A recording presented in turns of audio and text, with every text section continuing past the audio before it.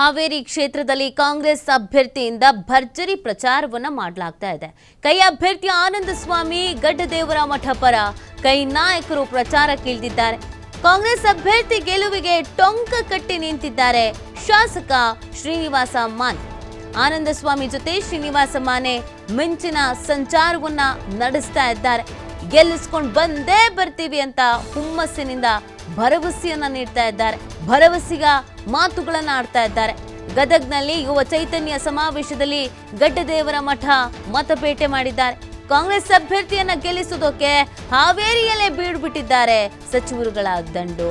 ಸಚಿವ ಕೃಷ್ಣ ಬೈರೇಗೌಡ, ಸತೀಶ್ ಜಾರಕಿಹೊಳಿಯಿಂದ ಭರ್ಜರಿ ಪ್ರಚಾರ ಕಾರ್ಯವನ್ನು ಕೂಡ ಮಾಡಲಾಗ್ತಾ ಇದೆ. ಈ ಬಾರಿ ಗೆಲ್ಲಿಸ್ಕೊಂಡು ಬಂದೇ ಬರ್ತೀವಿ ಅನ್ನುವಂಥ ವಿಶ್ವಾಸದ ಮಾತುಗಳನ್ನು ಕೂಡ ಆಡ್ತಾ ಇದ್ದಾರೆ. ಅನೇಕ ಸಮಾವೇಶಗಳನ್ನ ಮೀಟಿಂಗ್ಗಳನ್ನ ಹಮ್ಮಿಕೊಳ್ಳಲಾಗ್ತಾ ಇದೆ.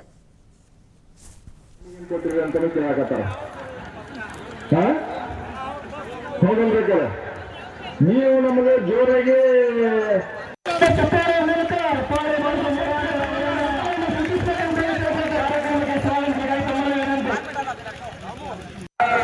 ಈ ಗ್ಯಾರಂಟಿಗಳಿಗೆ ಬಹಳಷ್ಟು ಹೇಳಕತ್ತರು. ನಮ್ಮ ಅಣ್ಣಂದ್ರು ಅವರೆಲ್ಲ ನಮಗೇನ್ ಕೇಳಕತ್ತಾರ, ಎಲ್ಲ ಅಕ್ಕರಿಗೆ ಕೊಟ್ಬಿಟ್ಟಿವಿ, ನಮಗೇನ್ ಕೊಟ್ಟಿರಿ ಅಂತಾನೆ ಕೇಳಕತ್ತಾರ.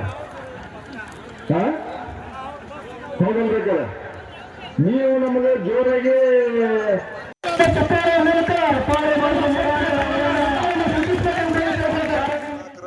ಚುನಾವಣೆಯಲ್ಲಿ ಶ್ರೀ ನರೇಂದ್ರ ಮೋದಿ ಅವರು ಅಚ್ಚೇ ದಿನ್ ಲಾಯಂಗೆ ಅಂತಕ್ಕಂಥ ಒಂದು ದೊಡ್ಡ ಕನಸನ್ನ ಜನರ ಎದುರಿಗೆ ಇಟ್ಟಿದ್ರು. ಬೆಲೆ ಏರಿಕೆಯ ವಿಷಯಗಳನ್ನ ಹೇಳುವ ಮೂಲಕ ಮಹಿಳಾ ಸಮುದಾಯಕ್ಕೆ ಭರವಸೆ ಮೂಡಿಸಿದ್ರು. ಪ್ರತಿ ವರ್ಷ 2 ಕೋಟಿ ಉದ್ಯೋಗ ಸೃಷ್ಟಿ ಮಾಡ್ತೀವಂತ ಹೇಳಿ ಯುವ ಸಮುದಾಯಕ್ಕೆ ಭರವಸೆ ಮೂಡಿಸಿದ್ರು. ರೈತರ ಆದಾಯವನ್ನ ದ್ವಿಗುಣಿಸ್ತೀವಿ, ಡಬಲ್ ಮಾಡ್ತೀವಿ ಅಂತಕ್ಕಂಥ, ದುಪ್ಪಟ್ಟು ಮಾಡ್ತೀವಿ ಅಂತಕ್ಕಂಥ ಭರವಸೆ ರೈತ ಸಮುದಾಯದಲ್ಲಿ ಹುಟ್ಟಿಸುವ ಮೂಲಕ ಭ್ರಷ್ಟಾಚಾರಕ್ಕೆ ಸಂಪೂರ್ಣ ಕಡಿವಾಣ ಹಾಕ್ತೀನಿ ಅಂತ ಹೇಳಿ ವಿದೇಶದಲ್ಲಿ ಇರ್ತಕ್ಕಂಥ ಕಪ್ಪು ಹಣವನ್ನು ತರುವ ಮೂಲಕ ಪ್ರತಿಯೊಬ್ಬರ ಖಾತೆಗೆ 15 ಲಕ್ಷ ರೂಪಾಯಿಗಳನ್ನ ಜನರ ಜೊತೆ ಹಂಚ್ಕೊಂತೀವಿ ಅಂತಕ್ಕಂಥ ಭರವಸೆ ನೀಡುವ ಮೂಲಕ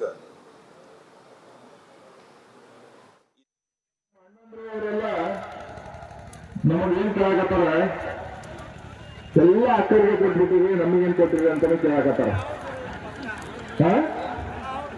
ಹೋಗಲ್ಬೇಕಲ್ಲ, ನೀವು ನಮಗೆ ಜೋರಾಗಿ